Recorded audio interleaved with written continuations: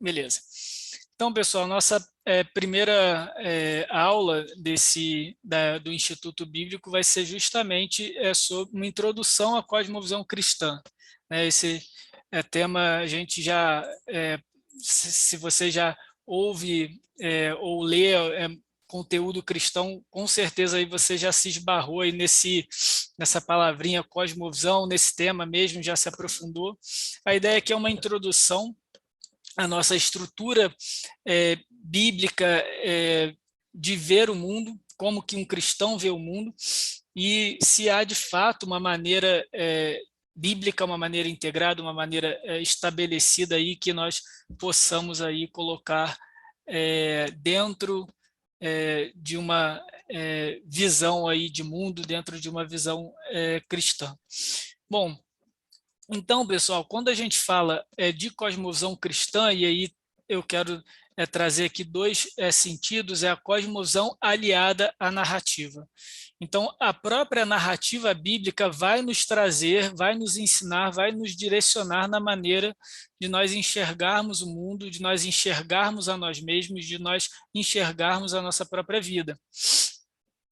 E aqui eu trago um escritor, Hans Andersen, talvez você conheça alguma das histórias dele, né? um escritor de contos infantis, ele escreveu O Patinho Feio, o original da Pequena Sereia, e ele vai dizer que a vida de todo homem é um conto de fadas escrito pelos dedos de Deus.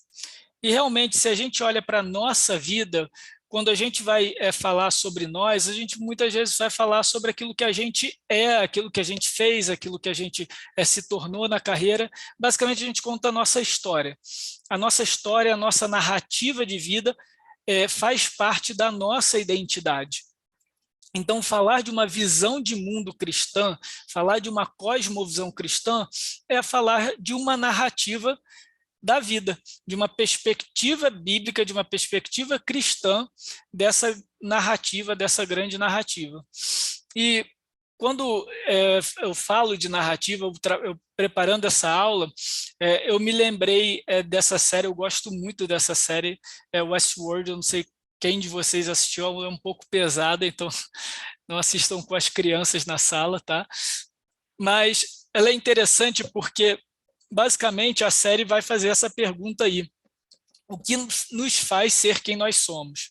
E aí, um resumão aqui da série é o seguinte, é um futuro próximo do nosso, mas relativamente próximo, em que foi construído um parque de diversões para adultos, e nesse parque tem os anfitriões. Os anfitriões são robôs com umas... Vitor, Oi?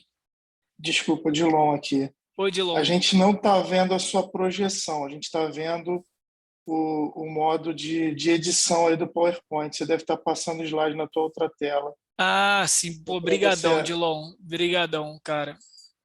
Vê aí Estamos todo agora, mundo vendo ainda o gente. primeiro. Agora sim, perfeito, chegou. Beleza, gente. Pô, brigadão. É isso aí, Olá. gente. Qualquer coisa me interrompe aí se tiver uma questão dessa. Então, a série vai trazer essa história de um parque de diversões aí para adulto, cujos anfitriões, na realidade, são robôs com um certo nível de inteligência artificial. E nesses robôs é impressa uma narrativa. E é baseada nessa narrativa que as histórias desses robôs, a maneira como eles vão interagir com os visitantes do parque, vai ser direcionada. E ao longo da série, os próprios robôs começam a se questionar sobre a sua identidade, sobre quem eles são, e eles vão percebendo o quanto essa narrativa que foi impressa neles conduz ou não quem eles de fato são, qual é a identidade deles. E aí é que é interessante porque todo anfitrião no Westworld possui uma narrativa, como eu falei, ela é impressa pelo seu programador original, e um momento crucial. O momento crucial é alguma decisão, é algum evento na história daquele anfitrião, né, daquele androide, no meio da trama da série, que vai mudar, vai transformar a própria visão dele a respeito de si, a respeito da realidade. E o Jonathan Nolan, um dos coautores da série, vai dizer o seguinte: existem momentos em nossa vida que são esses momentos cruciais, e são eles que acabam definindo quem nós somos. Então, realmente, quando a gente olha para a nossa narrativa pessoal de vida, para tentar explicar quem nós somos, qual é a nossa identidade, a gente vai perceber alguns pontos nela que são cruciais, são fundamentais para a nossa compreensão de quem nós somos. Mas a gente sabe que isso não é suficiente. Somente esses eventos, somente essas coisas que acontecem conosco não são suficientes para responder a nossa questão existencial, digamos assim, a nossa pergunta a respeito da vida, a respeito de quem nós somos. Por quê? Porque, no final das contas, toda narrativa carrega também a visão de mundo de seu autor. Então, nós não somos definidos apenas por aquilo que acontece conosco, mas nós somos definidos também por outros fatores, fatores externos à nossa vida, à nossa narrativa, como, por exemplo, a maneira como nós enxergamos a realidade, como nós enxergamos determinadas paisagens, determinadas situações da vida. Isso vai ser algo muito pessoal nosso.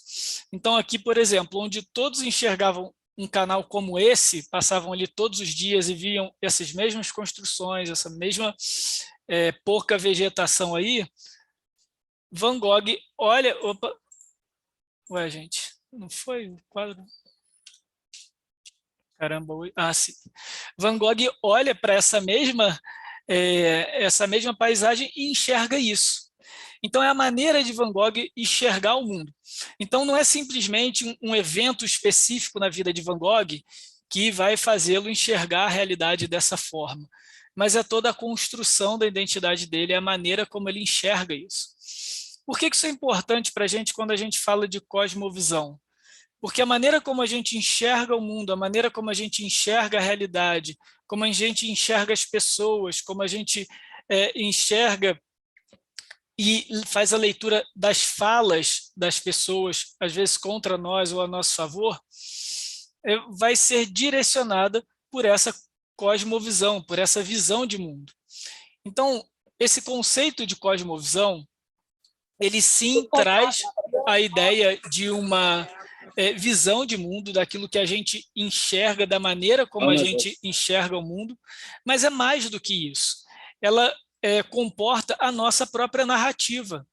Fatos, eventos que aconteceram conosco, o contexto da nossa vida, isso vai formando quem nós somos e vai influenciando a maneira como nós enxergamos. E por isso que muitas vezes nós enxergamos paisagens de forma diferente, como a gente tem aqui o exemplo de Van Gogh. E aqui, quando a gente fala então de cosmovisão, é muito mais do que uma lente através da qual a gente enxerga o mundo. Esse talvez, como eu falei, se você já passeou por esse contexto de cosmovisão, já viu algum conteúdo disso, normalmente essa é a principal definição. A cosmovisão é a lente através da qual nós enxergamos o mundo, ou os óculos através dos quais. Isso não está errado. É uma visão de mundo, sim, mas é algo mais profundo. Aqui é uma estrutura ou um conjunto de crenças fundamentais pelas quais nós enxergamos o mundo e atribuímos valor a ele. Essas crenças, esses significados que nós construímos, que nós trazemos dentro de nós, vai nos admitir o que é o sentido da vida, o que é o propósito. Vai trabalhar a nossa relação com o nosso futuro. Então, se eu tenho um futuro, digamos assim, se eu olho para o futuro de uma maneira mais positiva, de uma maneira mais otimista, isso muito é baseado na minha concepção de realidade. É um canal através do qual as nossas crenças mais fundamentais, aqui, crenças últimas, de fato conferem significado e direção à vida. E aí, aqui eu queria destacar alguns pontos. Quando a gente fala de conjunto de crenças fundamentais, não necessariamente é uma crença religiosa, mas é aquilo que a gente acredita ser verdade. Então, nós podemos perceber uma certa tendência geral. nas pessoas, na sociedade. Nós temos um conjunto de crenças daquilo que é certo e daquilo que é errado. Então, num sentido geral, nós podemos olhar, por exemplo, para a situação da Ucrânia e essa tensão, essa guerra com a Rússia, tensão já foi longe de ser só uma tensão, dessa guerra com a Rússia, e nós já conseguirmos pontuar a maldade, a atrocidade, erros, violações, que independente da nossa cultura, independente da nossa experiência, da nossa proximidade ou não com aquela tensão e com aquela situação política daquele local. Então, nós temos crenças fundamentais que já nos ajudam a atribuir e a construir os nossos conceitos de certo e errado, de bem ou mal, de justo e injusto. Isso é inerente a qualquer ser humano. Agora, aquilo que vai dizer realmente o que eu acho justo, ou até onde é certo ou errado determinada ação de determinado indivíduo, aí sim o restante da minha cosmovisão, digamos assim, vai direcionar isso. Mas existem em comum em toda a humanidade um conjunto de crenças fundamentais, que passa muitas vezes pelo nosso julgamento moral. Todo ser humano, fundamentalmente, é um ser moral. Ele vai julgar algo como bom e ruim, como certo e errado. Se vai ser um referencial ele próprio, a perspectiva dele, ou uma perspectiva coletiva, ou uma perspectiva religiosa, aí sim isso vai mudar de acordo com cada indivíduo.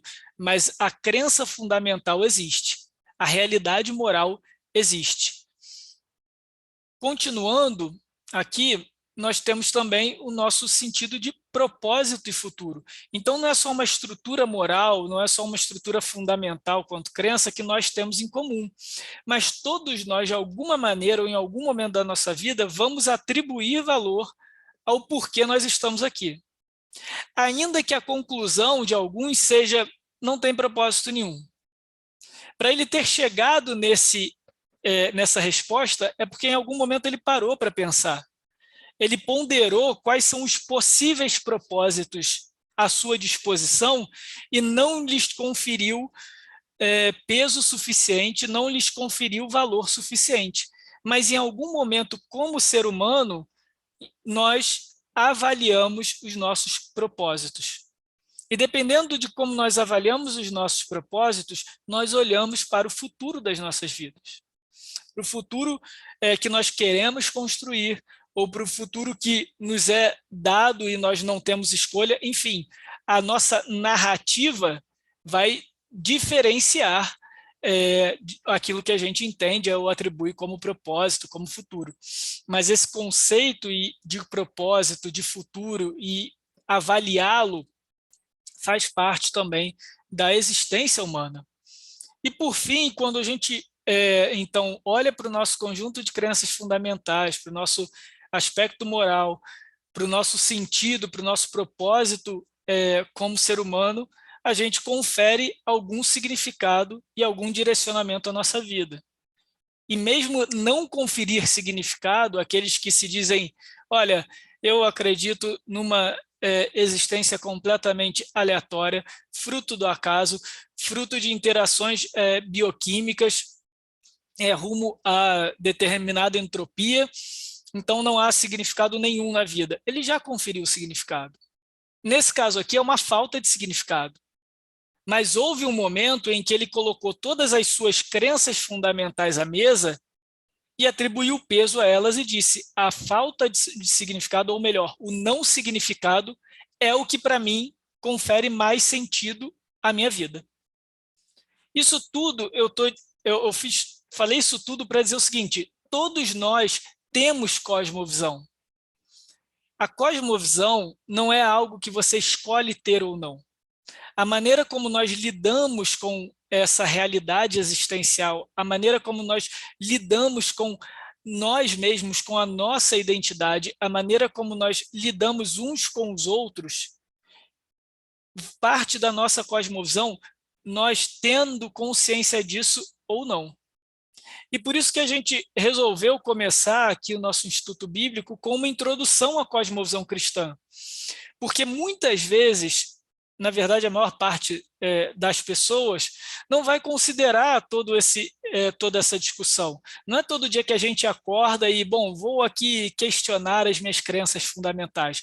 Será que toda a minha estrutura moral é coerente entre si? Será que aquilo que eu tenho como propósito, como sentido de vida, é coerente com o que eu quero ou mesmo para o meu futuro? A gente não para pensar essas coisas. Normalmente a gente vai parar, pô, e agora? O que eu vou fazer com a alta da gasolina? Eu vendo carro, ando só de Uber? Ou como é que eu pago o próximo boleto? Ou, cara, acabei de zerar uma série no Netflix, qual é a próxima que eu vou maratonar? São essas coisas que ocupam a nossa cabeça. São trivialidades.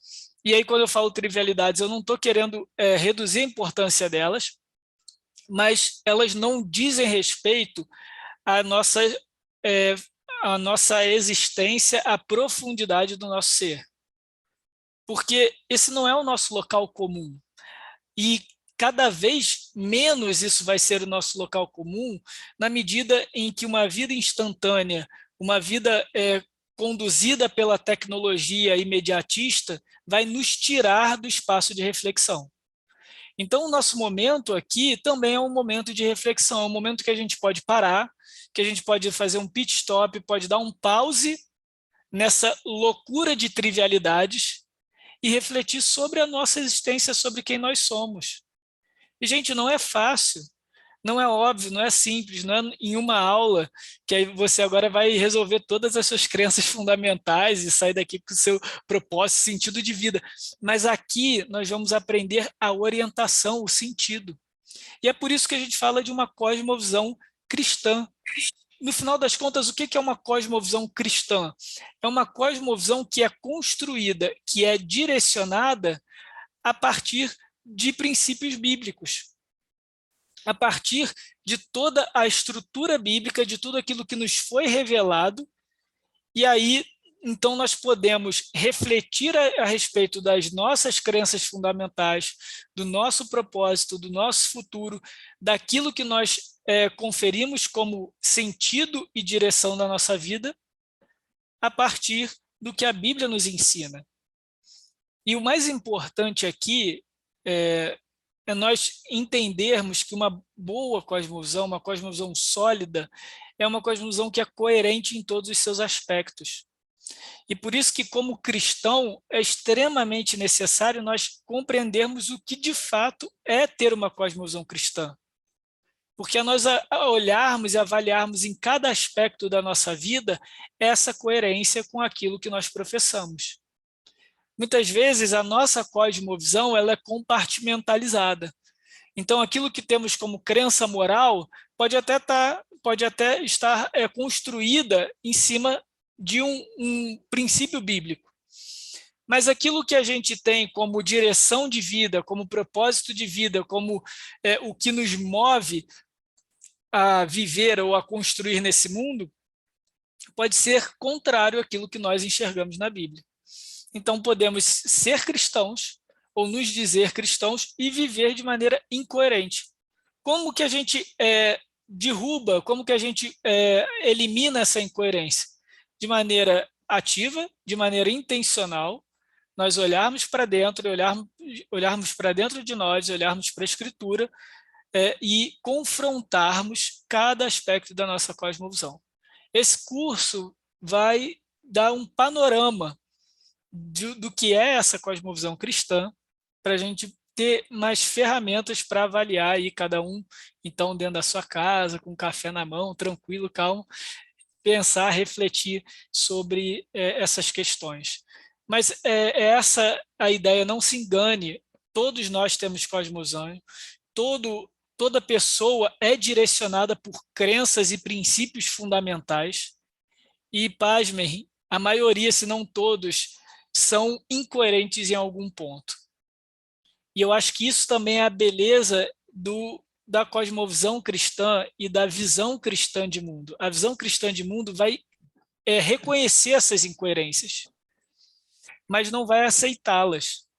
Pelo contrário, uma visão de mundo cristã vai nos incentivar a ser cada vez mais coerentes biblicamente. Isso é crescer em Cristo, isso é crescer à semelhança de Cristo. se nós compreendemos que se nós compreendemos que Cristo é o nosso padrão de homem perfeito e, portanto, coerente, íntegro, ou seja, inteiro, nós olharmos para Cristo como nosso objetivo, é nós também olharmos para a nossa visão de mundo, para as nossas crenças fundamentais e buscar essa integridade, essa inteireza, essa coerência fundamental. E é isso que a gente vai construir aqui ao longo das aulas.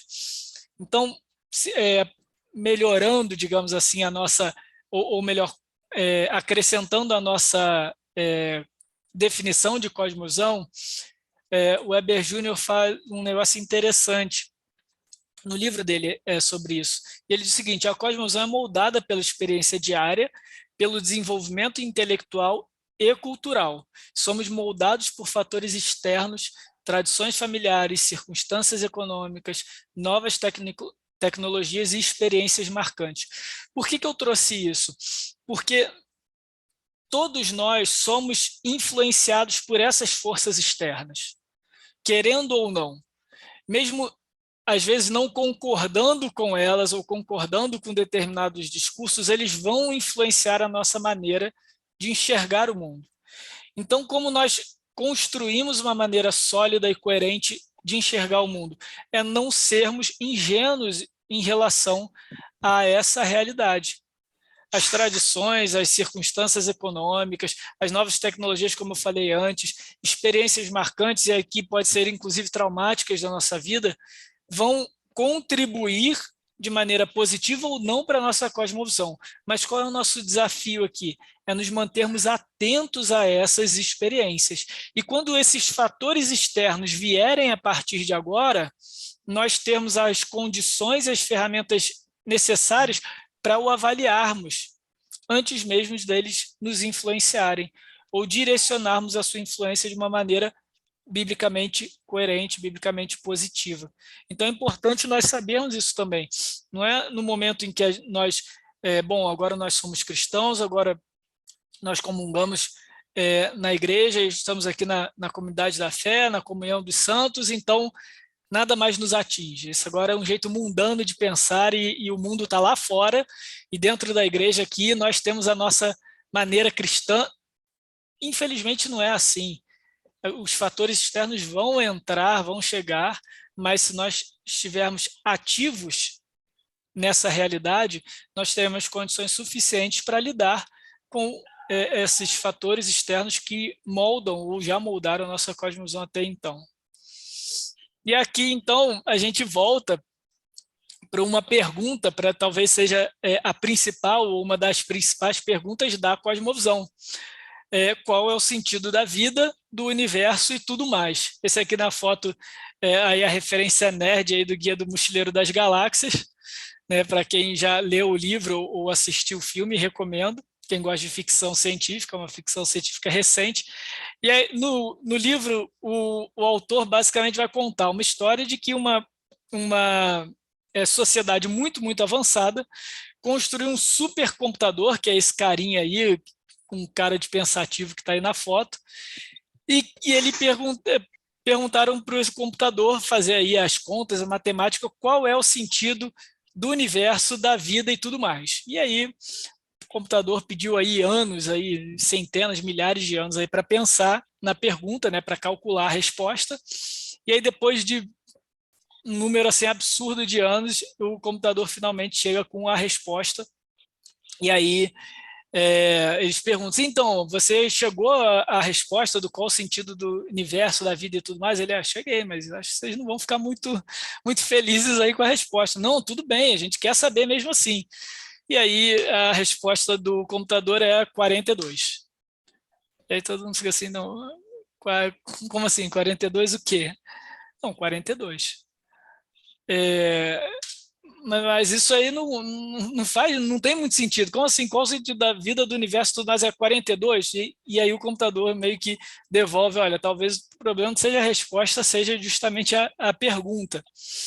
Então aqui é meio que uma maneira do autor, assim, até provocar a gente, que se a gente atribui o sentido da nossa vida de uma maneira inteiramente racional, calculável, matemática, é uma pergunta que não cabe a esse tipo de pensamento lógico-matemático, racional, digamos assim, na maneira como nós atribuímos o racional. Porque o sentido do universo, o sentido da vida é muito mais profundo. Ele envolve um aspecto racional, mas ele envolve outros aspectos que não são calculáveis. Então, quando a gente olha para a nossa existência, quando a gente olha para nós tentando responder essa pergunta, nós vemos que, ao atribuirmos o sentido à vida, nós somos muito mais do que homo sapiens. Somos homo religiosos, ou seja, é um homem religioso. É um homem que vai atribuir sentido à sua existência de uma maneira muitas vezes subjetiva. A maneira objetiva, a maneira de apenas enxergar, avaliar a realidade, não nos é suficiente. E por que isso é importante? Porque, voltando à nossa introdução, quando nós olhamos para as nossas próprias narrativas, elas não são suficientes para nós para atribuirmos valor e sentido à nossa vida. Nós precisamos de algo fora de nós. Nós precisamos de algo transcendente para buscar sentido, para encontrar esse sentido. E aí que nós temos o conceito de adoração. O conceito geral de adoração é quando nós buscamos o transcendente, quando nós buscamos fora de nós uma experiência que o ego não é suficiente, não nos traz suficiência. Então, nesse sentido, nós sempre, como seres humanos, estaremos direcionados a adorar algo ou alguém. Nós vamos atribuir o sentido da nossa vida a algo ou alguém, ainda que seja nós mesmos. Mas, nesse caso, nós atribuímos essa transcendência a nós mesmos, nos assumindo como autossuficientes e nos tornando o alvo e o objeto da nossa própria adoração. Mas a adoração existe. E quando a autoadoração, a egolatria acontece, é porque, de maneira subjetiva, o sujeito passou a atribuir sentido a si próprio. Não é simplesmente porque ele racionalizou a respeito dele e chegou a uma conclusão matemática, mas porque ele buscou sentido em outros lugares, não encontrando, atribuiu a si mesmo. Buscando transcendência fora de si, não encontrando, procurou em si mesmo. Então, nesse exercício de pensar sobre a existência, pensar sobre a nossa realidade, a gente primeiro vê que todos nós temos uma cosmovisão, temos uma maneira de enxergar o mundo, ela não é estritamente racional, ela vai passar por algo muito mais profundo que isso, pelas nossas crenças subjetivas, pela nossa construção moral, vai ser moldada pela nossa experiência de vida. E agora também nós entendemos que a maneira como a gente se relaciona com a existência, como a gente se relaciona com a realidade, não é tão objetiva e racional como nós imaginamos, mas é muito mais religiosa do que racional. Ela é muito mais religiosa do que sapiens. E agora, então, falar de cosmovisão é falar também de adoração, de para onde o nosso coração, o nosso coração está direcionado. E aí sim nós podemos, então, trabalhar sobre onde nós atribuiremos sentido à nossa vida. E aqui, de maneira geral, já podemos fazer uma distinção clara entre uma cosmovisão, uma construção teísta, que reconhece uma realidade transcendente e subjetiva, onde Deus é criador de todas as coisas, existe um ser racional, consciente, relacional, pessoal, que cria todas as coisas a partir da sua própria vontade, da sua própria força, e uma visão teísta de mundo vai trazer algumas consequências a respeito da nossa própria visão de mundo. A entender, primeiro, o homem é um ser criado, ele já passa a ser um coadjuvante na criação. Ele passa a ser algo, ou alguém, no caso, que deriva de outro. Ele não é suficiente em si. Então não há espaço para autossuficiência numa cosmovisão teísta, uma cosmovisão cristã.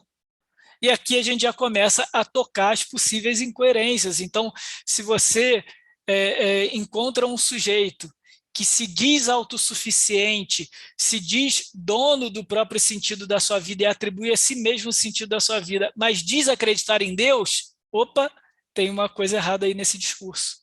Não tem como nós defendermos uma cosmovisão cristã sem abrirmos mão da nossa autonomia, da nossa autossuficiência.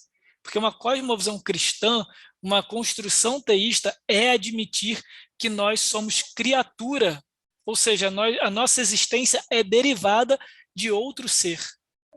Mas isso também nos traz uma outra consequência em relação a como nós vemos e lidamos com o universo à nossa volta. O universo, então, por ser criado, é intencionalmente ordenado. Então, tudo aquilo que nós vemos nas ciências da natureza e na matemática, na física, na química, na realidade não são nada além de modelagens numéricas, códigos daquilo que já está ordenado. A gravidade não existiu depois que Newton estabeleceu as suas leis. Ela sempre esteve ali. A teoria e a lei da relatividade sempre existiu, até mesmo antes de Einstein. A genialidade desses homens foi traduzir de maneira matemática uma ordem que já existia. Então, o teísmo e a cosmovisão cristã vai dizer que tudo isso já está pré-definido, já está ordenado. E olha como é que isso já pode influenciar, e aqui é mais uma provocação da gente, não tem como a gente exaurir esse tema, poderia ficar mais uma aula inteira só nesse ponto. Mas olha como é que isso já influencia a nossa maneira de nos vermos no dia a dia. Se o universo é intencionalmente ordenado, e se a minha existência é derivada de um ser pessoal, intencional, racional, que é Deus, a minha vida, a minha narrativa está nas mãos desse Deus. Logo, uma reação, por exemplo, de desespero diante daquilo que para mim parece ser o caos na minha vida, não é condizente com uma cosmovisão cristã. Porque embora aos meus olhos seja caos, eu preciso dar um passo para trás e reconhecer que existe um Deus que é ordenado e que ordena todas as coisas.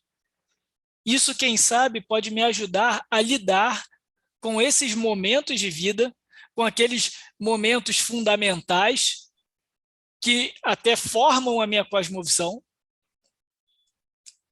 e lidar com eles não com desespero, mas com confiança. Olha como a gente inverte a situação. Se antes determinados momentos da minha vida moldavam a minha cosmovisão, agora a minha cosmovisão, de maneira ativa, de maneira intencional, vai passar a julgar os eventos da minha vida. E vai passar a direcionar o meu coração, a minha ação, a minha reação em relação a eles. Isso é uma maneira mais coerente, mais sólida de caminhar nessa vida. Uma maneira em que nós definimos, compreendemos a nossa cosmovisão, e aí então atribuímos, reconhecemos a ordem delas e atribuímos sentido a essa ordem, então passamos a julgar todos os eventos na nossa vida a partir dessa cosmovisão. Agora, e o outro lado da moeda?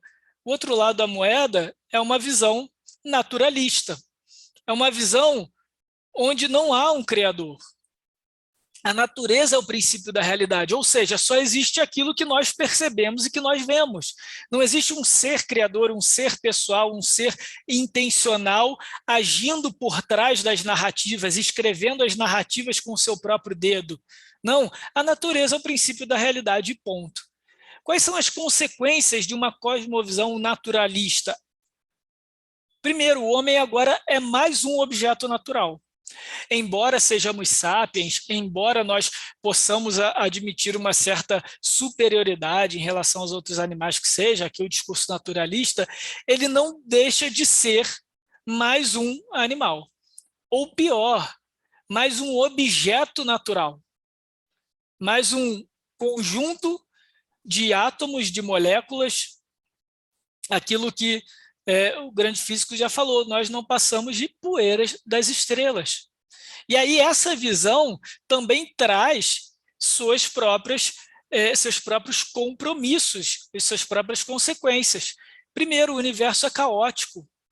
Então, qualquer coisa que eu faça na minha vida para atribuir sentido, ainda que eu diga, não, minha existência é só aqui, então tudo que importa na minha vida é o meu legado, é aquilo que eu vou deixar para as próximas gerações, mas as próximas gerações também são poeira das estrelas, também são objeto natural de um universo caótico.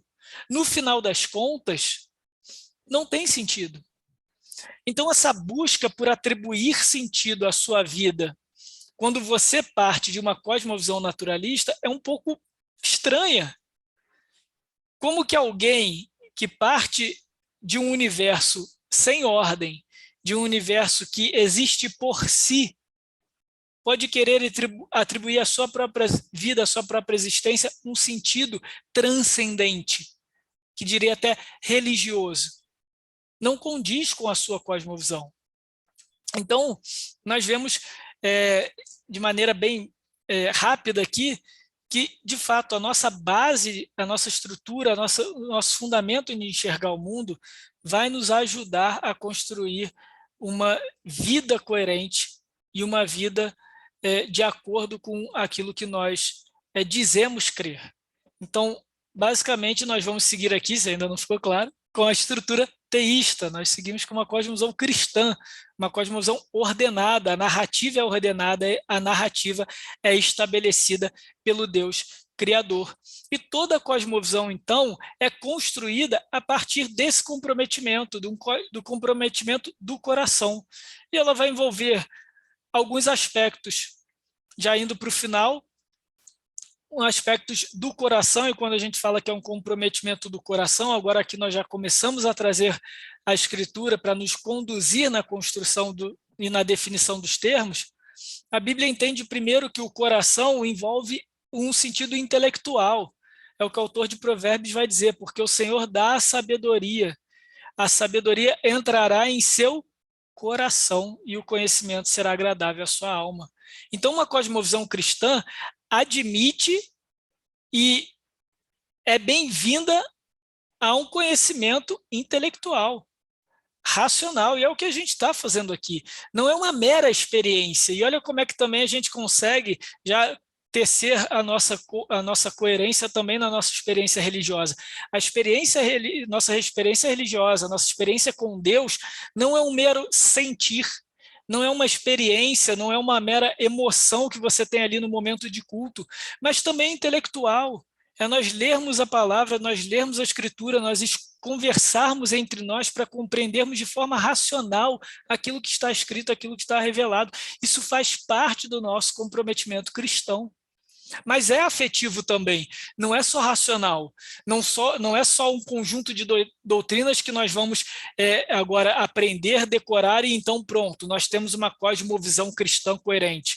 Ela é intelectual sim, mas ela também é afetiva, e é o que o exemplo aqui em Êxodo vai dizer. Deus diz a Moisés que seu irmão está vindo para encontrá-lo, e vendo-te se alegrará em seu coração. A alegria, o êxtase, o afeto de Moisés, aqui trazido no livro de Êxodo, também traduzido pelo coração, a mesma palavra aqui de Provérbios. Então a gente tem um aspecto intelectual, a gente tem um aspecto afetivo. E por último, e não menos importante, é o aspecto espiritual. É aquele que de fato transcende a nossa existência, é aquele aspecto que vai nos conectar com Deus.